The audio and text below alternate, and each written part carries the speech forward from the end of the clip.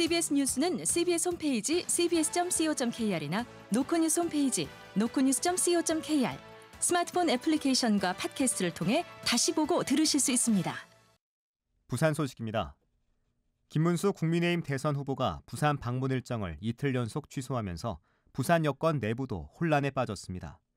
반면 더불어민주당은 이재명 후보의 빈손 회동 논란을 딛고 선대위 출범과 해양 공약 행사로 지역 공약에 속도를 내고 있습니다. 강민정 기자가 보도합니다. 김문수 국민의힘 대선 후보가 오늘 예정돼 있던 부산 방문 일정을 어젯밤 늦게 취소했습니다. 앞서 지난 7일에도 한덕수 전 총리와의 단일화 논의로 부산시당 방문을 전격 취소한 데 이어 두 번 연속 일정이 무산된 겁니다.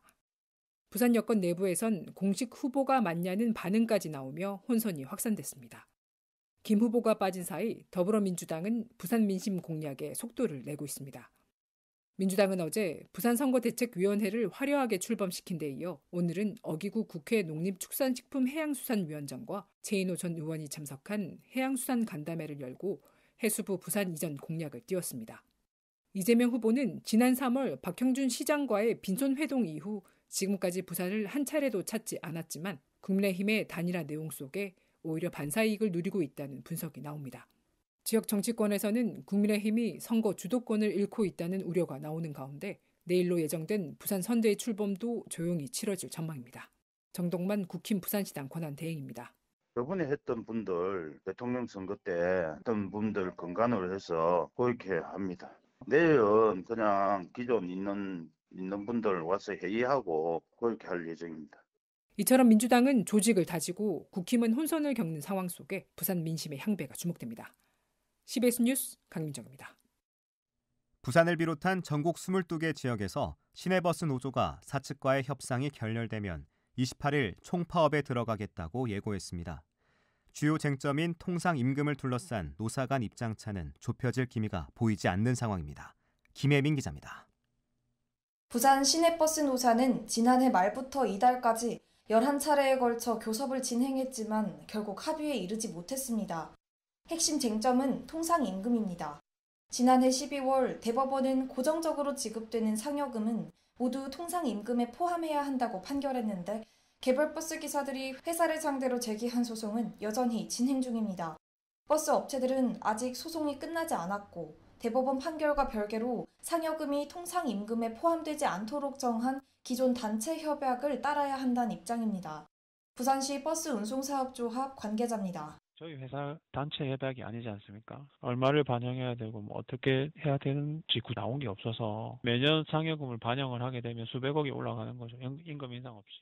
반면 버스 기사들은 대법원 판결에 따라 원칙이 정해진 만큼 기사들이 제기한 소송 결과를 기다리는 건 시간 끌기에 불과하다고 주장합니다. 한국노총 산하 부산버스노조 관계자입니다. 우리는 통상임금은 법원 판결대로 가자. 자기네들이 소송 결과를 모르기 때문에 그거는 못 하겠다 이래 된 거예요. 통상임금 소송이 언제 끝날지 모르는 그 불투명한 상태가 돼가지고. 양측 주장이 평행선을 달리는 상황에서 버스노조는 오는 12일 부산지방노동위원회에 노동쟁의 조정을 신청할 예정입니다. 만약 보름간의 조정기간 안에 노사 간 합의가 이뤄지지 않으면 부산버스노조 조합원 6,500여 명은 28일 첫 차부터 파업에 돌입하게 되며 민주노총 소속 버스기사 150여 명도 동참하겠다고 선언했습니다.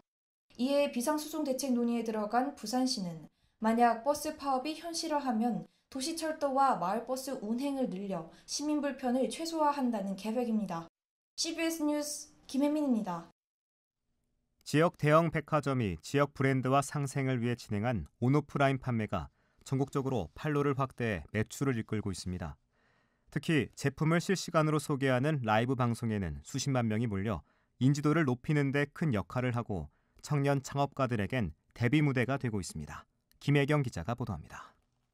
신세계 센텀시티가 지난주 부산의 프리미엄 전병인 이대명과와 함께 신세계 앱을 통해 라이브 방송으로 제품을 소개했습니다. 동시 접속자만 무려 22만 명. 신세계 앱을 깐 소비자 중 관심 품목의 식품, 선물 등의 라이브 방송 알람이 뜨면서 접속자가 갑자기 몰린 겁니다. 이 가운데 부산 밖 지역이 시청한 비율은 40%에 달했습니다. 부산을 제외한 전국에서 10만 명 이상의 예비 고객을 확보한 셈입니다. 센텀시티점은 지난해부터 부산 브랜드인 삼진 어묵, 기뜬정 등 8개 브랜드와 17차례 라이브 방송을 했습니다. 그 결과 지역 브랜드는 전년과 비교해 온라인 매출이 평균 30% 이상 늘었고 백화점 매장 매출도 25% 가까이 증가했습니다. 신세계 센텀시티 관계자입니다. 식품, 상품, 패션, 아동 이렇게 장르별로 해서 관심 종목들이 고객들한테 알림이 가지 않습니까? 이때 꼭 사지를 않더라도 추가적으로 매장까지 방문이 이어지게끔. 롯데백화점 부산 본점은 최근 청년 농부 마켓을 열어 청년들이 개발한 우수 제품을 직접 선보이는 직거래 장터를 운영했습니다. 열흘간 열린 행사에는 하루 평균 2,000명 이상이 몰려 연일 최대 매출을 갈아치웠습니다. 백화점 팝업존이 귀농한 뒤 실험적으로 농사를 짓는 청년들의 성공적인 데뷔 무대가 되고 있는 겁니다. 그 밖에 영남권에서 주력으로 생산하는 창녕 오이고추, 미리안 깻잎 등 무농약 인증 스마트팜에서 생산한 제품도 백화점을 통해 소비자와 1대1로 연결되면서 새 판로를 열고 있습니다. CBS 뉴스 김혜경입니다. 더불어민주당이 부산 지역 경제계가 요청한 해양수도 부산의 입지를 강화하기 위해 다양한 정책을 대선 공약에 반영하겠다고 약속했습니다.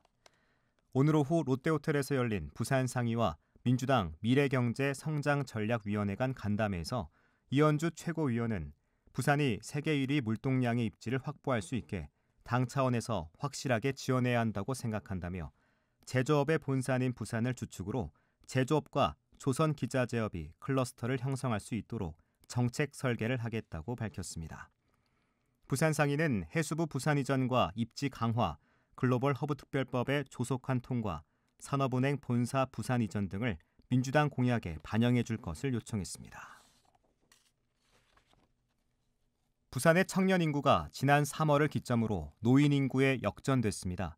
행정안전부 자료를 보면 3월 부산의 청년 인구는 79만 1,072명으로 65세 이상 노인 인구보다 34명 적은 것으로 집계됐습니다. 이는 행안부가 주민등록 통계를 작성한 2008년 이후 처음으로 역전이 벌어진 것으로 청년 인구 유출이 가속화하고 있음을 보여줍니다. 부산 세계라면 축제가 부실한 운영으로 논란이 된 가운데 행사 후원 기관에 부산시의회가 이름을 올린 데 대해 지역 시민단체가 비판하고 나섰습니다. 부산참여연대와 건강사회복지연대는 오늘 성명을 통해 주최 측의 이권을 위한 사기극이라는 비난을 받고 있는 행사에 부산시의회가 후원 기관으로 참여한 건 매우 심각한 문제라고 맹비난했습니다. 이들 단체는 부산시의회가 이번 후원으로 시민의 권위와 신뢰를 실추시켰다며 세계라면 축제 후원을 결정한 과정을 공개하고 책임 소재를 분명히 따질 것을 요구했습니다. 최근 부산 동해선에서 가치집 탓에 전력 공급이 끊겨 전동차 운행이 중단되는 사고가 발생한 가운데 코레일이 매년 봄철 가치집 제거에 골머리를 앓고 있습니다. 끝으로 날씨입니다. 부산은 오늘 밤까지 비가 내리겠고 내일은 대체로 흐리겠습니다. 오늘 예상 강수량은 5에서 20mm입니다. 내일 최저 기온은 14도, 낮 최고 기온은 19도로 예상됩니다. 부산의 지금 기온은 15.7도, 습도는 96%입니다. 부산 CBS 저녁 종합 뉴스를 마칩니다. 지금까지 진행해 엔지니어 차유진, 기자 정민기, 아나운서 국재일이었습니다.